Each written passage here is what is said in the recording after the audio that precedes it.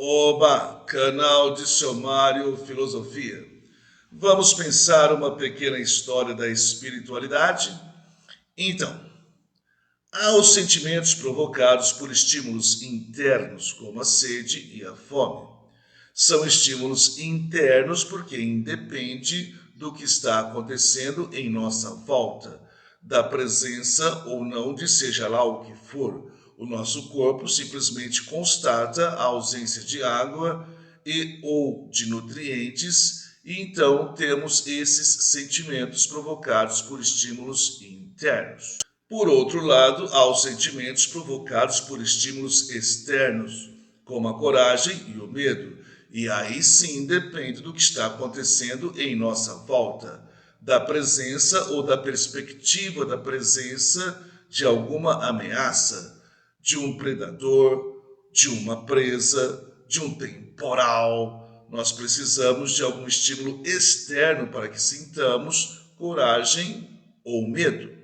Assim, podemos começar uma pequena história da espiritualidade. O primeiro sentimento provocado por estímulos externos é o medo.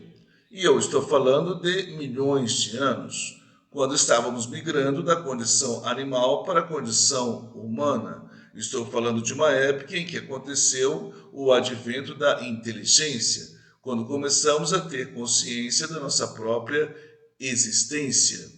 A presença de alguma ameaça nos trouxe medo, o medo do sofrimento, o medo do desaparecimento. Então, nós precisávamos buscar o conforto, a estabilidade, o equilíbrio que tínhamos antes. Precisávamos buscar o paraíso perdido, o conforto perdido. Então, precisávamos resolver o nosso problema chamado medo. Então, existe o medo do visível e o medo do invisível.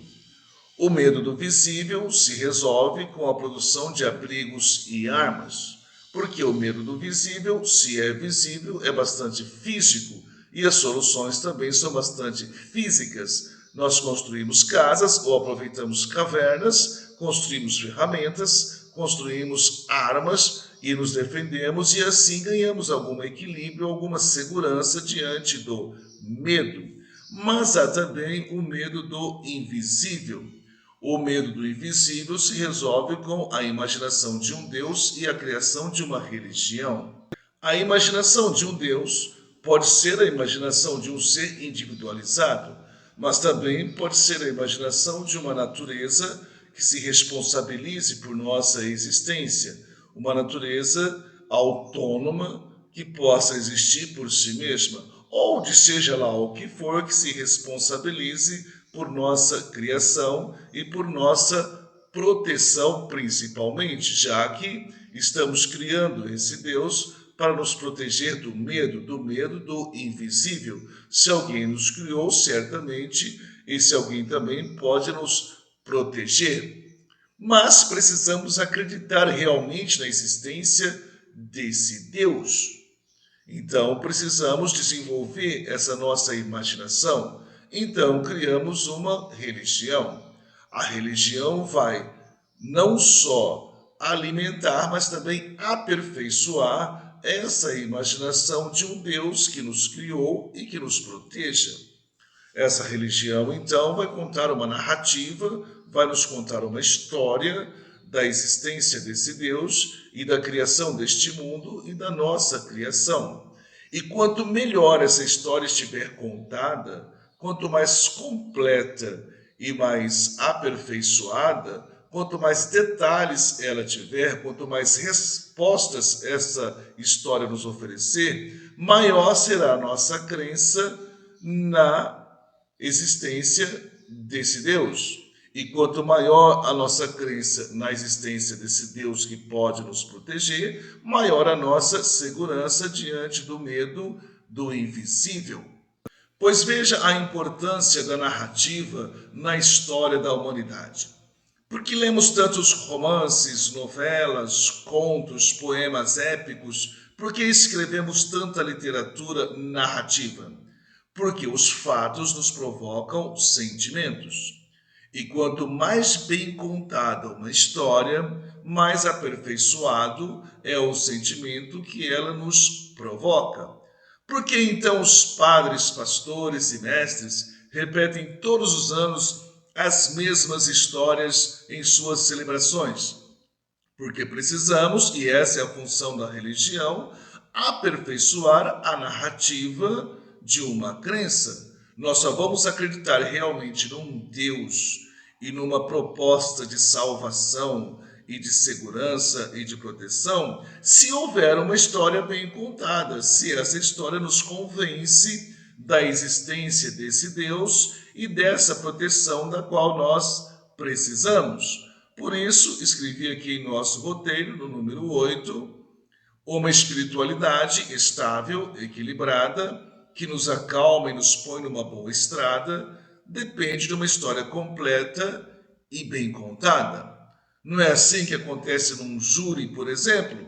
O advogado e o promotor, eles contam histórias, eles tentam montar uma história, eles tentam reaver o que aconteceu num determinado momento para convencer o júri da inocência ou da culpa do réu. Ou seja, nós precisamos sempre de uma boa história que nos convença. Vamos para o último tópico do nosso roteiro. Número 9. A espiritualidade, não o espírito, nasceu com o medo, mas se desenvolve com a fé e a convicção. Então, o espírito nasceu com a inteligência, nasceu com a consciência de que nós existimos e podemos sofrer e até desaparecer. A espiritualidade nasceu com o medo, com a insegurança diante das ameaças. Por quê? Porque então, nós que nem percebíamos essa tal de espiritualidade, quando sentimos medo, percebemos a necessidade de obter alguma segurança. E para obter alguma segurança, precisávamos da existência de um ser que se responsabilizasse por nossa existência e pudesse nos oferecer alguma segurança. Para isso, então, precisávamos de uma boa história que nos convença da existência desse Deus e dessa proposta de salvação e de segurança. Quanto melhor e mais bem contada essa história, maior é a fé, maior é o sentimento. A fé depende de um sentimento bem acabado, aperfeiçoado, que nos tenha convencido de algo. A fé é uma certeza. E quando tenho certeza? Quando me contaram bem uma boa história. Quando me deram detalhes, quando me deram argumentos, quando disseram para mim, é isto e apenas isto e não pode ser outra coisa. Então a minha fé aumenta quanto maior é a minha convicção, quanto maior é a minha certeza, quanto melhor está contada a história que me convence daquilo que eu estou precisando ser convencido. Nós temos então dois caminhos, a fé e a convicção. A convicção é a fé resolvida pela razão. A fé é a convicção resolvida pelo sentimento. Ou seja, se nós temos uma boa história e essa boa história nos causa um sentimento bastante bom, confortável, equilibrado, estável, isso se chama fé. Não, mas além de uma boa história, eu tenho argumentos lógicos, mecanicamente lógicos, bem acabados, um raciocínio em que as coisas se completam, se encaixam e não sobram pontas. Bom, isso não é fé, isso é convicção. Terminando então, a convicção depende da razão, a fé depende do sentimento, a fé depende de uma boa história, a convicção depende de bons argumentos. Valeu? Então vamos nós atrás de mais conhecimento. Precisamos cada vez mais melhorar, aperfeiçoar a história que nós contamos do começo do mundo até o fim. Nós precisamos das artes e das ciências, cada vez mais completando as lacunas que ainda existem em nossos pensamentos, porque quanto mais se desenvolve a ciência, quanto mais se desenvolvem as artes, mais completa fica a nossa história. E isso aumenta a nossa fé e a nossa convicção. E isso nos dá conforto, isso nos dá prazer, isso nos dá segurança. Valeu? Um grande abraço. Até a próxima reflexão. Oba!